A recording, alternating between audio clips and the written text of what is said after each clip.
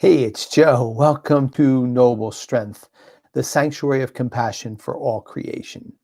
Well, today we woke up to a beautiful day here after some rain yesterday. You see, a fresh perspective really does help, and a new environment really brings some vibrancy to life. With that in mind, let's quiet our minds and hearts as we prepare to hear today's word. Our gospel is from St. Luke chapter 10, verses 21 to 24. Jesus rejoiced in the Holy Spirit and said, I give you praise, Father, Lord of heaven and earth. For although you have hidden these things from the wise and the learned, you have revealed them to the childlike. Yes, Father, such has been your gracious will. All things have been handed over to me by my Father. No one knows who the Son is except the Father, and who the Father is except the Son, and anyone to whom the Son wishes to reveal him. Turning to his disciples in private, he said, Blessed are the eyes that see what you see. For I say to you, many prophets and kings desired to see what you see, but did not see it, and to hear what you hear, but did not hear it.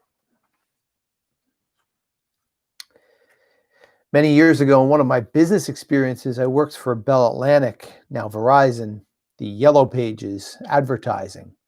You may remember, I'm dating myself a little bit. All those phone books that went out with big colorful ads in the Yellow Pages to advertise businesses.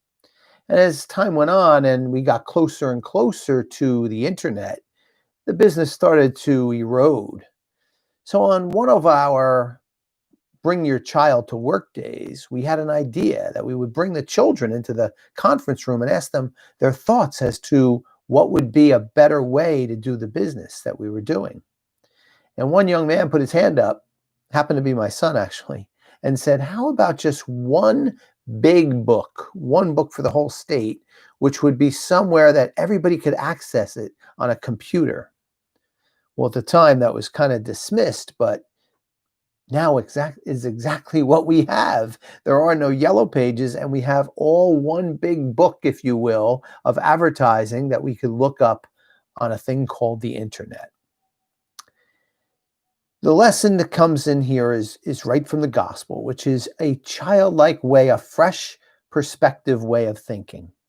It's the brainstorm exercise where nothing is a bad idea, and putting it out there and changing things up a little bit and having a fresh, out of the bag kind of experience, out of the box experience, I should say, is a real refreshing thing to do. And so it is with our faith. And I'm certainly not downing structured prayers or anything else. But maybe today, instead of 5 Hail Marys or 5 Our Fathers or reading from the same prayer book, how about having a conversation with God just about what's going on in your life? How about sitting down and talking to God about something that is passionate to you and just doing something that's different?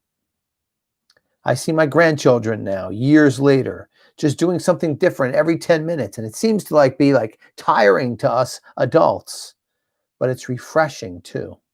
It has a refreshing tone to it, something that can bring us into a different and more vibrant place in our faith. So I'm going to leave that thought with you. And I'm going to ask you to give it a try. I'm also going to ask you to share my YouTube channel with others if you found these to be helpful. And as always, I ask you to visit me at my website, noblestrength.life. Thank you so much for all you do for all in need in this world. And I will see you back here tomorrow. Take care.